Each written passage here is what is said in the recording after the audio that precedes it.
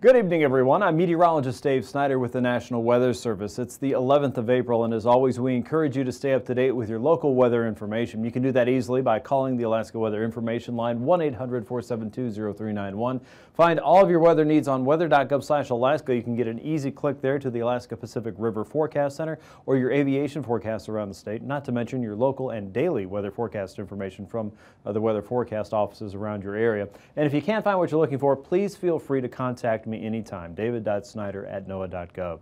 Let's get to our warnings and advisories across the region. A blizzard warning is in effect until early Saturday morning, Friday night, midnight to early Saturday morning there across the central and eastern Beaufort Seacoast. Winds could gust up to 50 miles per hour. Whiteout conditions are expected, the worst of which will occur tonight and into early tomorrow morning, but improvement will be slow throughout that Friday time frame.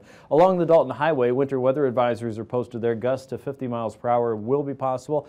Visibility won't be as bad as the parts of the North Slope there under blizzard conditions, but could drop to about a half mile or so. And we expect similar conditions across the north and western coast all the way down to the Chukchi, Wainwright to Point Hope. Now, wind advisories are posted for the Deltana and Tanana Flats region, out toward the Denali region, and also across the regions around Delta and west. Gusts there could reach up to about 50, maybe even 60 miles per hour, so it will be blustery, but conditions should start to improve late tonight and into early tomorrow morning.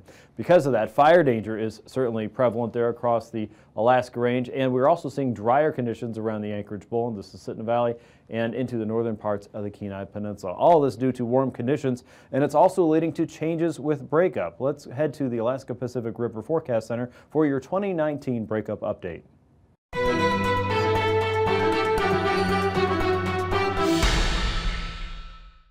Hello, this is Crane Johnson, a hydrologist with the Alaska Pacific River Forecast Center, bringing you your 2019 Breakup Outlook for the state of Alaska.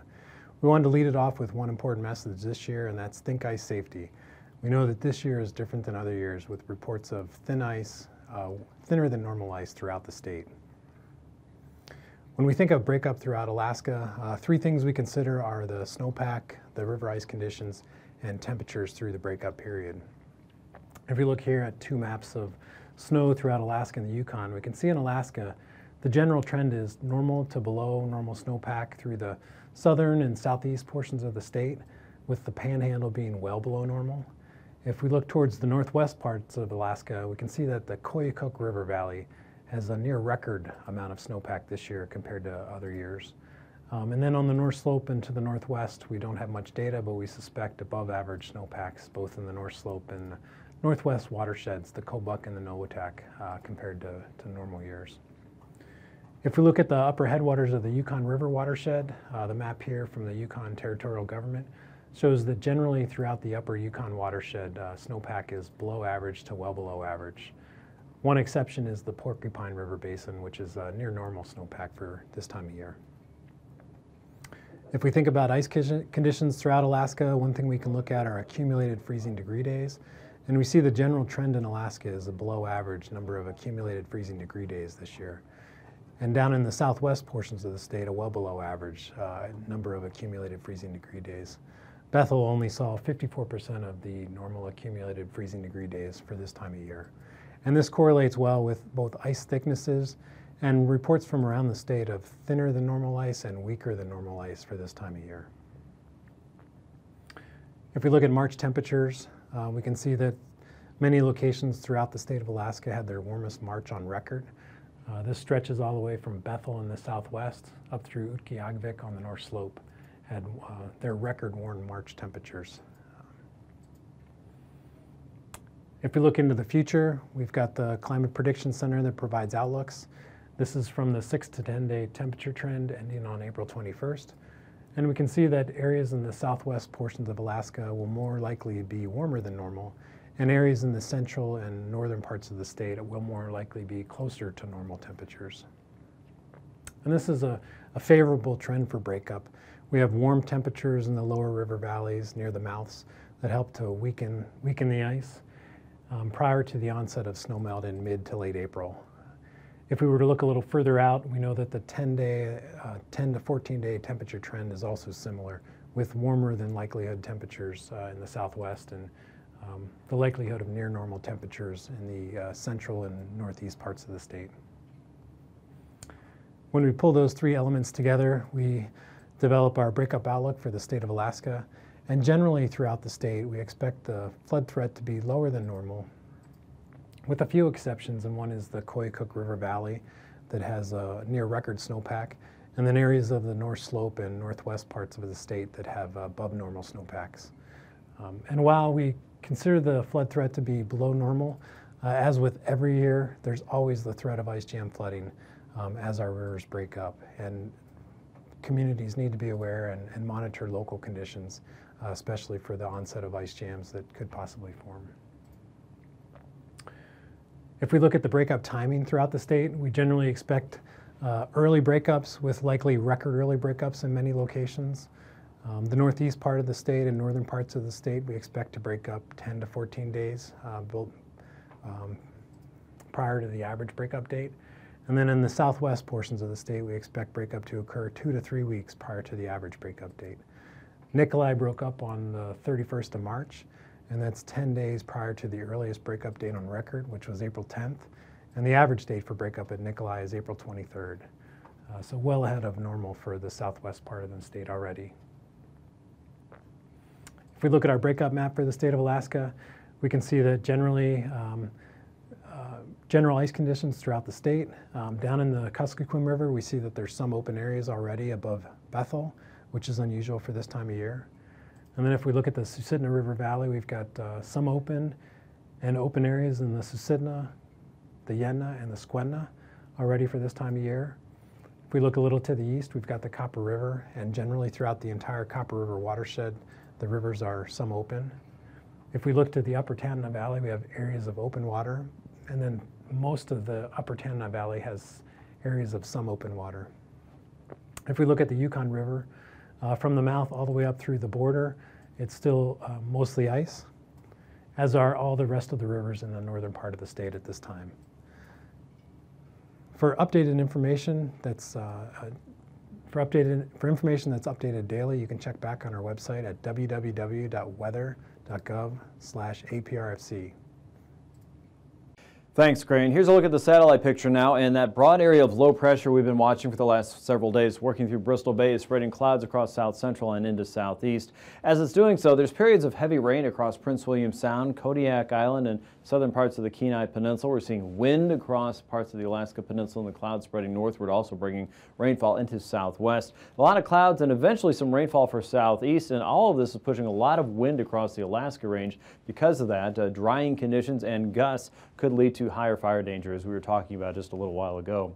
Today's weather map shows that low at 972 millibars, the front working its way across the YK Delta over the Gulf there. Here's that period of heavy rain, high pressure across the Yukon, and also a tight pressure gradient across the north, and that's where we're finding our blizzard conditions right now. As we get into tonight, we expect the worst of that to continue there, but a slow improvement probably tomorrow. The front across the south is breaking up. Low pressure is up to 978 now, with periods of moderate rain widespread across the Gulf and moving into southeast. Snow at the higher terrain levels. Out to the west, colder air is wrapping into the backside of the system, and you can see periods of mixed rain and snow in the western chain. A 989 low is what's left of the low by Friday there. You can see we're still looking at a tight pressure gradient in the north, and blizzard warnings may continue there for the central and eastern Beaufort Seacoast. Watch for more information from the Weather Forecast Office in Fairbanks during the day. Showers of rain across south and west over south central and also across the western Gulf. Low pressure sitting across the northern Gulf will allow a brief ridge to build in across southeast. That may slow some of the wind and space out some of the showers you'll see, but it does look like there will be a few more areas of rainfall across the region for your Friday. Another wave of low pressure is moving in across the North Pacific, heading for the central chain. Watch for gales to develop again. A 987 millibar low here with pockets of rain and snow across the central and western chain. Areas of light rainfall across the Koyukuk into the upper Kuskokwim and parts of southwestern Alaska, with unsettled weather across The Barren Islands and into western sections of Prince William Sound. Generally, cloud cover across south central will be the rule going into the weekend, with some pockets of snow for the higher terrain, areas of light rainfall across central and southern parts of the Panhandle. And a look up north shows an area of light snowfall across the middle and upper interior, including parts of the Tanana Valley and northward. And windy and snowy conditions will prevail for the north slope as we go into your Saturday, thanks to high pressure fixed well to the north of Alaska over the Arctic Ocean. Let's take a look at your temperatures for tonight in southeast. 30s and 40s there. Mild weather continues for you close to the freezing point over south central and the Kenai. 38 in Kodiak southwest. Temperatures there in the mid to upper 30s, including Dillingham and King Salmon. 32 around Fairbanks. Temps at or even below zero around Utqiagvik and down toward Wainwright at 1 below. 27 for Kotzebue and about 27 for Nome as well. 20 around Gamble and Savunga with temps into the mid-20s tomorrow. Lower 50s on that drying side of the wind there as you look into Friday afternoon for the middle Tanana Valley. 40s and 50s for South Central. Southwest just shy of 50 degrees. St. Paul 39. Adak, Atka, you're looking at lower 40s. Upper 40s to about 50 for Southeast. Around McCarthy, temperatures in the lower 50s for you, and single digits to low teens for the North Slope, even with blizzard conditions. It'll be another cold night for Saturday, looking at temps at 0 or even 2 below there from Utqiagvik out toward Kaktovik. Temps in the upper 20s and lower 30s for most of the upper Yukon Valley, and southwest you'll see temperatures closer to freezing. Looks like King Salmon and Dillingham may even dip into the 20s in some spots. Talkeetna closer to 30. Homer near 30 degrees. And parts of, let's say, Northway around 25. False Pass, Cold Bay also in the upper 30s, with the capital city looking at temps in the mid-30s. High temps on Saturday will remain mild in southeast, upper 40s and lower 50s for you. Prince William Sound like Cordova, 49. About the same there around Fairbanks. Some places just north of the mountains closer to 50. Low to mid-teens for the North Slope. Southwest and Unalakleet about 38. And King Salmon about 50. And now, aviation weather around Alaska. And on to aviation now. IFR conditions will be fairly widespread across the Bering Strait, especially over St. Lawrence Island and the northern side of the Seward Peninsula, and then wrapping around into this vigorous area of low pressure approaching the YK Delta and moving around north and east. On the south side of that, IFR approaching the Aleutians, but really most of what you'll start out with will be marginal conditions. We'll also start to see IFR stretching across the Wrangell St. Elias and the northern parts of southeast to the capital city, all the way up toward Haines and Skagway, and just missing Gustavus it looks like, but marginal conditions will be the rule for most of the inside passage. The interior should remain under VFR conditions through most of your Friday, including the morning hours. IFR will set in across the north slope from Point Hope to Point Lay and Wainwright, eastward toward Kaktovik. Southward, many of your passes will likely be at least marginal. And then you'll see that spreading into the upper Koyukuk, parts of the Seward Peninsula, and parts of the lower and middle Yukon Valley, with IFR lingering across the Bering, hovering over St. Paul, St. George up to St. Matthew, and then pushing into the western end of Norton Sound and into the Bering Strait and the eastern side of St. Lawrence Island. Look for marginal conditions for southeast, most of south central, including Prince William Sound, but notice Cook Inlet lingers under VFR, and then MVFR for most of the chain, Kodiak Island, and just south of Raspberry Island there. For Saturday morning, IFR lingers across the North Slope. No big changes there from Friday night. Marginal conditions stretch southward toward the Yukon Delta into the Yukon Delta, the Yukon Valley and the Yukon Delta. IFR conditions around Nunivak Island, eastern parts of St. Lawrence Island, the central chain, and some of the higher terrain around southeast, with marginal visibility and ceiling still holding around the Gulf and leaving a little bit of a hole around Cook Inlet there, with marginal weather across many of your Alaska Range passes. You can see that really fills in a lot on Saturday with IFR across the Brooks Range and the south-facing slopes into the Noatak and Kobuk valleys in the upper Koyukuk, and all across the Bering Sea Islands, as well as the central chain, and approaching the Alaska Peninsula for Saturday.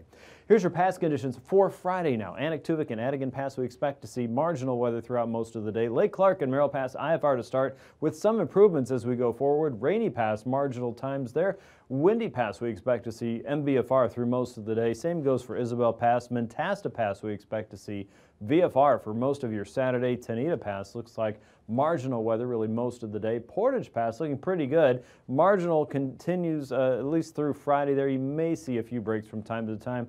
And Chilkoot and White Pass looking like IFR to start. Marginal weather as we get into the afternoon. Surface freezing lines have changed quite a bit since yesterday. Now we have some elevated warmth here across the Yukon Delta, just south of Etel Strait and over the Pribilofs. Their levels there at or just above 2,000 feet. And then as you get into the southeast, you can see levels there have dropped substantially from the warmth that we saw out over the Gulf. As low pressure is moving eastward, it's pushing that warmth away now from a lot of Alaska, so levels there between 2,000 and 4,000 feet for most of southeast. North of Juneau, those levels fall off toward the surface there, of course, and most of the interior at or below freezing at this point.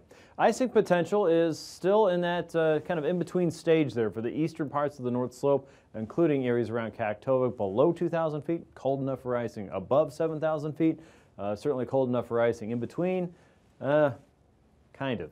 So a better shot if you're above or below these levels.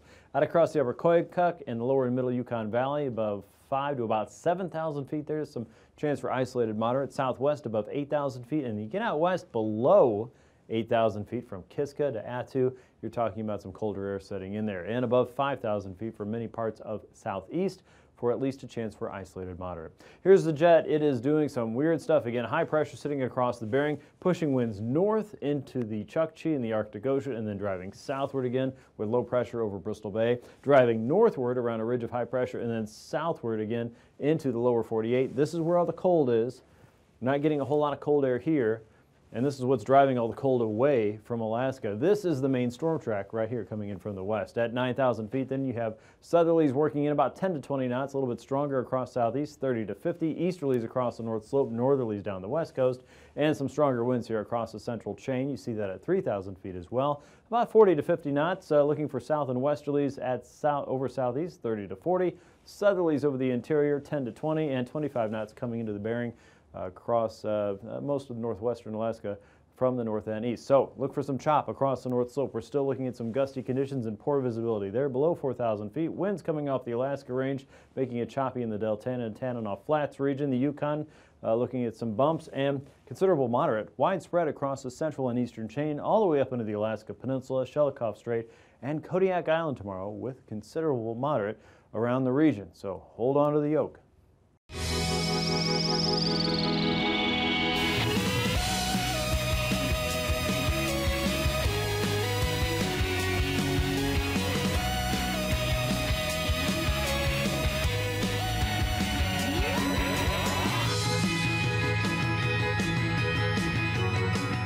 Follow the Arc to Arcturus. Hey there, stargazers. I'm Dehne Regis, astronomer for the Cincinnati Observatory. And I'm James Albury, director of the Kika Silva Pla Planetarium in Gainesville, Florida. We're here to help you find your way around the sky. This week, we're going to do a little star hopping and discover new stars and constellations. Our jumping off point will be the Big Dipper. The Big Dipper, the most recognizable star pattern in all the northern sky, visible almost all year round. This will be our guide to the heavens. First, it'll point us to the North Star.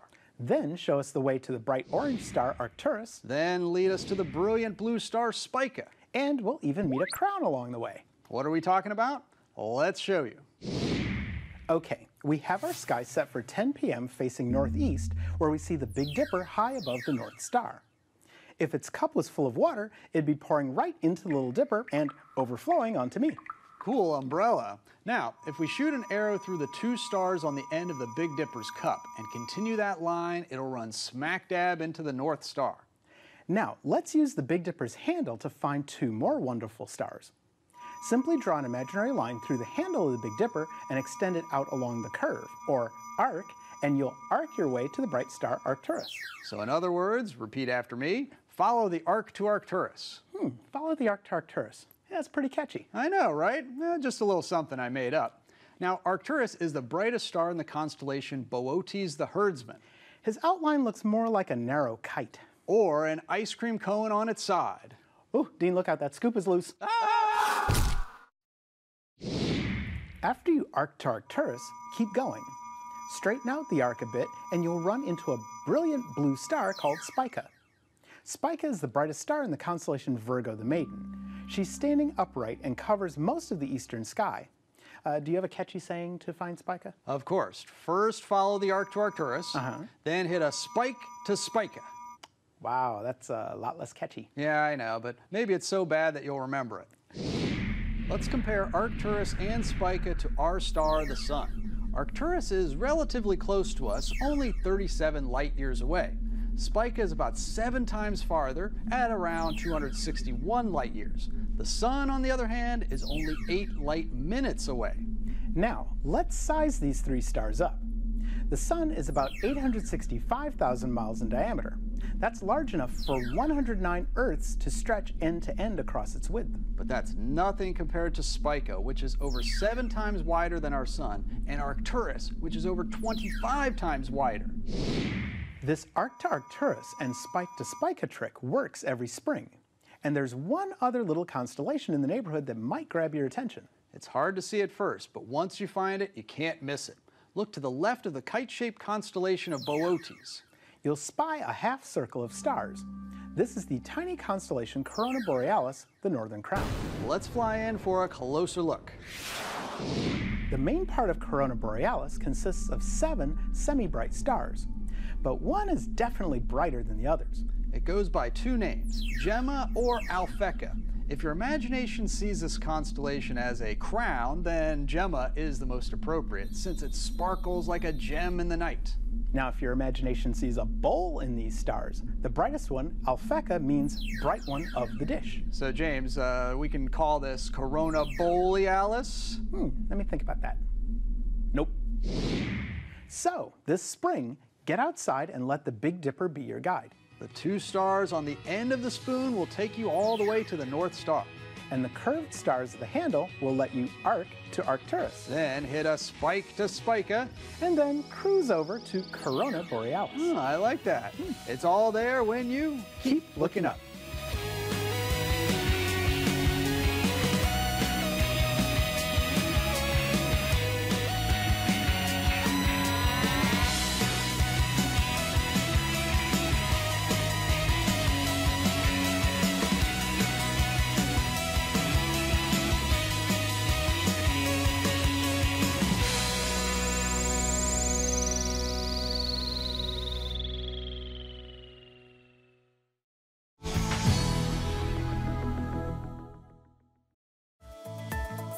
And now, marine weather around Alaska. Now on to your sea ice update. No big changes across the North Slope and into the Chukchi Sea. You'll still see some areas of polynyas around regions south of Kotzebue and east of Shishmaref into the Bering Strait. Still a lot of marginal ice and a lot of low ice content there, generally south and east of St. Lawrence Island, west of Imanik, and north of Makoriak. Conditions will remain warm, but north and easterly winds may move a lot of this loose ice around, so be watchful of that. The very latest updates there at weather.gov/Anchorage/ice. In southeast, look for southerlies building in across the northern Lynn Canal, 25 knots, gust to 40, with seas building to 3 to 5 feet. Southwesterlies across the Clarence Strait, and an onshore flow all the way from Yakutat down toward the Dixon entrance, 15 to 20 knots with 15 to 18-foot seas. As we get into Saturday, you'll notice some of those higher seas slowly creeping in. North and westerlies across the outer coast, their seas ranging around 4 feet down in the south to about 14 feet up in the north. Northerlies across the Lynn Canal and north and westerlies across the central and southern parts of the Inside Passage for Saturday. Across Prince William Sound, southerlies there, 15 knots and 3-foot seas. South and westerlies across the north and western Gulf, 20 to 25. You're looking at about 18 to 20 feet there. Southerlies out of the Barren Islands and moving up Cook Inlet anywhere from 10 to 20 knots with 3 to 8-foot seas on Friday. And that shifts a little bit more to a northerly direction as we get into your Saturday and becomes light. 10 to 15 knots there with 2-foot seas on the inside. Northwesterlies 15, 2-foot seas in Prince William Sound, and generally light winds across the north and western Gulf anywhere from 10 to 15 knots. Even as several waves of low pressure are working across the Gulf, they're fairly diffuse at this point. For Saturday, look for a south and easterly flow across Bristol Bay and also the Bering Strait or Bering Sea. A 6 to 10-foot sea there on that south wind, 20 to 25. Across the North Pacific, slightly stronger winds, anywhere from 25 to really up to 40 knots. The seas, though, will be considerably higher, 22 to 25 feet. Look for 8-foot seas in Shelikof Strait with that southerly wind at 25. That, too, diminishes on Saturday, becoming light from the south and east at 10 knots. 3-foot seas there and 3 to 4-foot seas coming down the Alaska Peninsula coastline in the Bering, 10 to 15-knot winds and 15 to 20-knot winds from Kodiak Island all the way down to Sand Point. You're looking at seas up to about 15 feet by Saturday. For the Aleutians, westerlies will be moving through the region, 25 to 35 there, pushing small crafts and gales on the lower end this time. Adak and Atka, they're generally around 19 feet with 30 knots. And out across the west, north and westerly winds building in on the west side of the storm as low pressure is slowly creeping eastward. You'll see east and northeasterly winds developing, really not as strong as they've been in recent days, 20 to 25 there. And northerlies from Adak out toward Kiska, generally just south of this is where we really start to get back into the gales. So most areas close to the chain should be pretty good to go as we go through Saturday. For the west coast, northerlies coming down anywhere from 20 knots around Norton Sound to 30 knots for St. Matthew, 25 around St. Paul and St. George with an 11-foot sea. As we get into your Saturday, those winds diminish as well. North and northeasterlies all around 15 knots, 20 knots for the Pribilofs, and generally about 4 to 5-foot seas there around the open waters there, 3-foot seas in Norton Sound.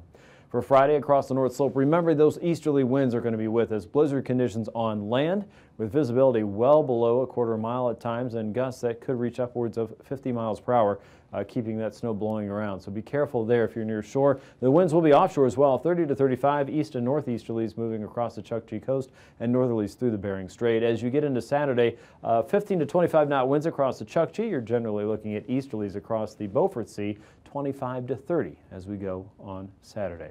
Let's recap tonight's weather. We're looking at a broad area of low pressure across south and west at 978 millibars. This low is sloshing up an awful lot of warmth and moisture into the southwest, south central, and southeastern coastlines. This is going to keep weather fairly unsettled across southeast and south central for the next couple days to get into the weekend.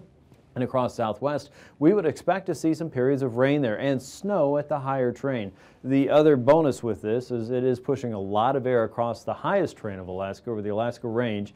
And on the north side of that, on the lee side of this flow or of the mountains, we're talking about exacerbated fire weather conditions. So red flag warnings have been issued for areas around the Denali Park region and northward across the Deltana and Tanana Flats region and generally south and east of Fairbanks. We're calling those red flag warnings, and fire weather officials know what that means. But what that means to you is that burning should be discouraged with windy and dry conditions in place. Make sure you check before you do any open burning in your area. Across the North Slope, look for blizzard conditions to continue tonight and into early tomorrow morning. That's when the worst of it's expected for the central and eastern Beaufort Sea coast. As we get into Friday, conditions should gradually improve, and we expect them to be even more improved by Saturday, but it will still be windy and it still looks like poor visibility may be an issue. Look for periods of rain for the Gulf and another low moving into the Aleutians as we get into Saturday. Thanks for watching Alaska Weather. These forecasts are for planning purposes only. Call 1-800-WX-BRIEF for a formal pre-flight briefing. Always file a flight plan before you go flying. The U.S. Coast Guard Auxiliary urges you to leave a float plan with a friend or the harbor master before you go boating.